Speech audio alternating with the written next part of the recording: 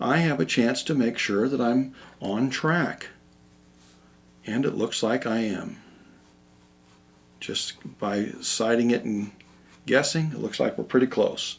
Now there's another thing that you can use these for, in that sometimes you cannot tell where the arc is on something like this eyelid fold.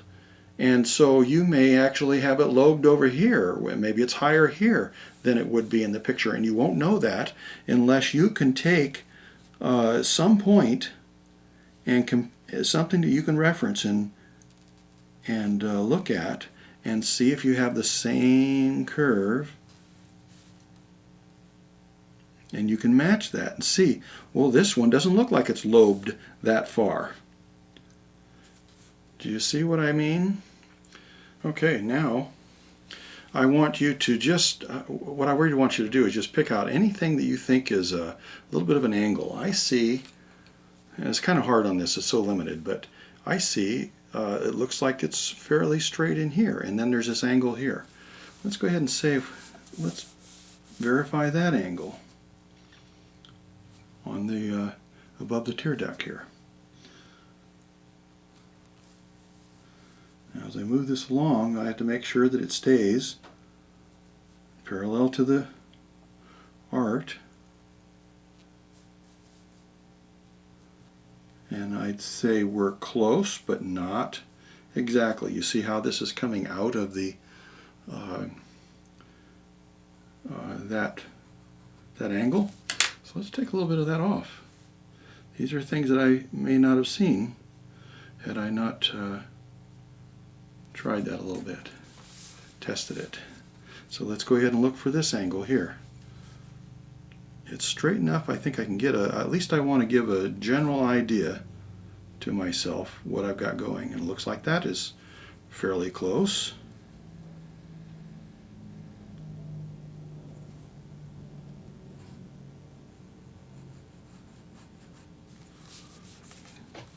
And let's go ahead and go with this lower lid.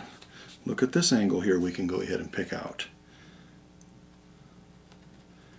And just this is a good opportunity for you to see what you can do without it and see what you can do as a opportunity to correct a few things. Oh, good.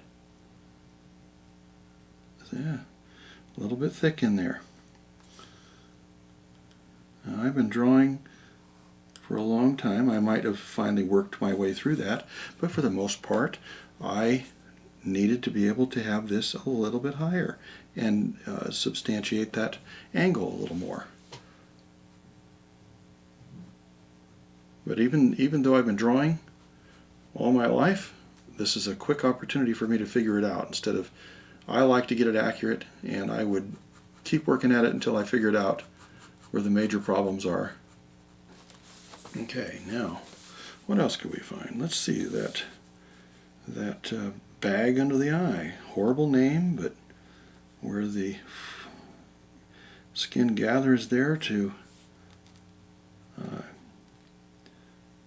cover the eyeball there at the socket.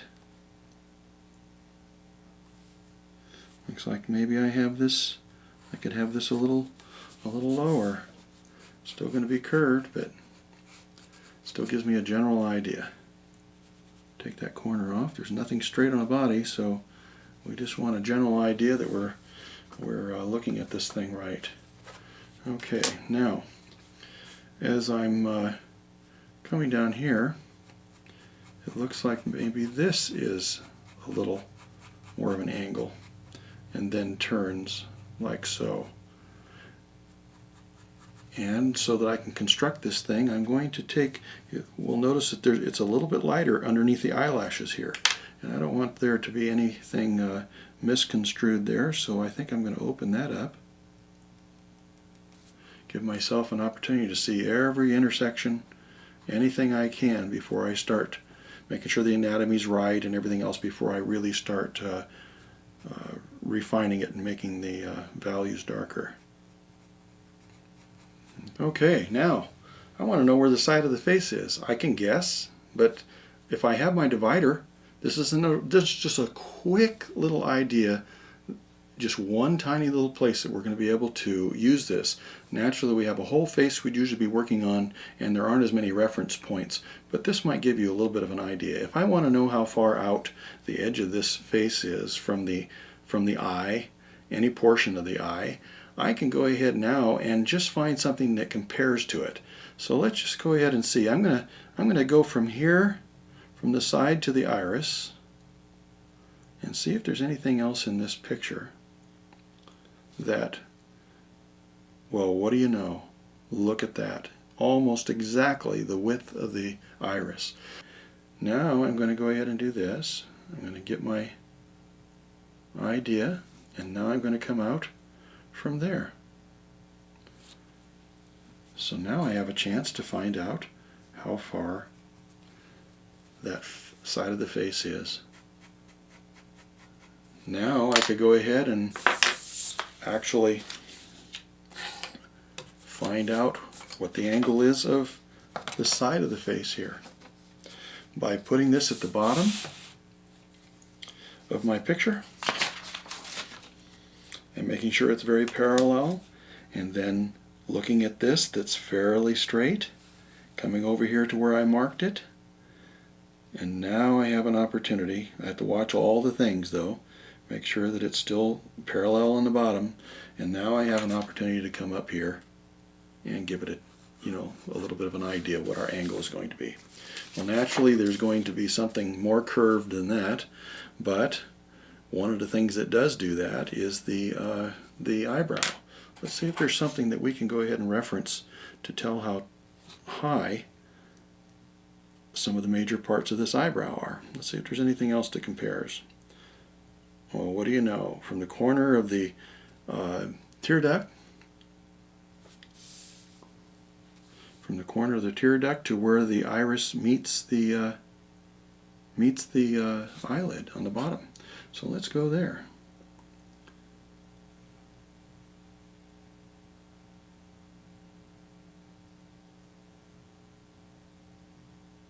And now we're going to go ahead and find out where that point is. Do you kind of see what I'm doing here? There's just all kinds of ideas. You can put a few little markers. You're not tracing out the picture. You're just giving yourself an opportunity to get the proportions or the size you're going to work with down, and then also just have something to verify. If you end up by getting off track a little bit, you can go back and you can check and see if there's something that is obviously out of place. And this is just one of many, many ways. But this will at least give you a chance to gently work into it before we have the lesson on this. We'll have some pretty good lessons on using the straight edge and the divider, and it'll give you a chance to really utilize them in working out a picture.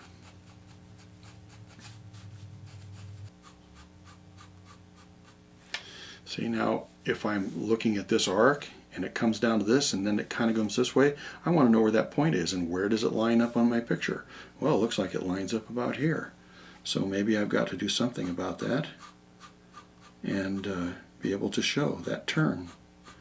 That is probably a good indicator, a good part of my map. And this is basically what I'm creating. I'm creating all these points of reference so that we know how each thing lines up.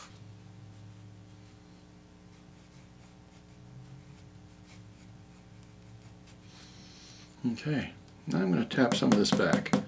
I don't want my lines to dictate to me how dark I'm going to have to go to make them go away. So I will often back up my map and get it back down to where I'm in control again, and then I'll gradually incorporate them into edges of value and start keeping the values in order. And I want to be able to use my brush in an airy way on there, just a light surface brush so that we don't burnish it. That's not our goal. We're not burnishing it.